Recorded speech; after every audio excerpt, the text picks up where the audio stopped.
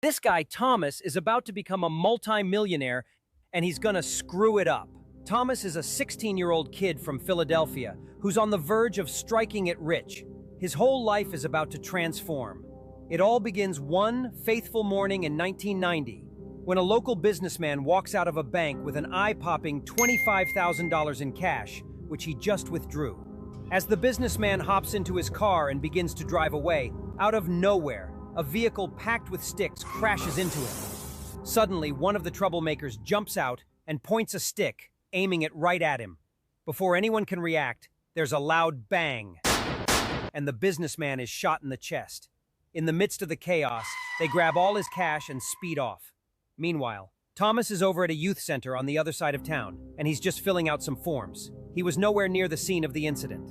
For some reason that we still can't figure out, someone tips off the cops that Thomas was the one who pulled off that bank robbery, even though he was at the youth center the whole time. Next thing you know, they show up and arrest him.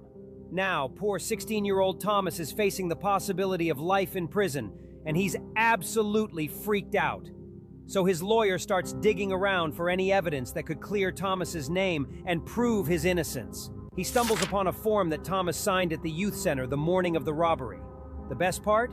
It has a timestamp on it. Plus, Thomas got his mom and sister, who can vouch for him. They were there with him that day and they saw him sign those papers. Fast forward to 1994, and Thomas is now 20 years old. He finally goes to trial, but things take a turn for the worse. For some reason, his mom and sister aren't called to testify, and just like that, he's hit with a life sentence. Thomas is crushed. His whole future feels like it's been ripped away. He can't just sit in a cell for the rest of his life. He's determined to do whatever it takes to reclaim his freedom. So, what's Thomas going to do now? He starts writing letters to anyone who might be able to help him, literally anyone who will pay attention. Fast forward to 2011, and during those 17 years, he reaches out to the Pennsylvania Innocence Project. So the Pennsylvania Innocence Project, which is basically a group that helps people who've been wrongfully convicted, starts looking into Thomas's case after he reaches out to them. They find some solid evidence, like a time-stamped form he filled out at the youth center that shows he wasn't even at the crime scene. Plus, they realize his mom and sister weren't called to testify during his trial. They really start pushing for Thomas, making his story public.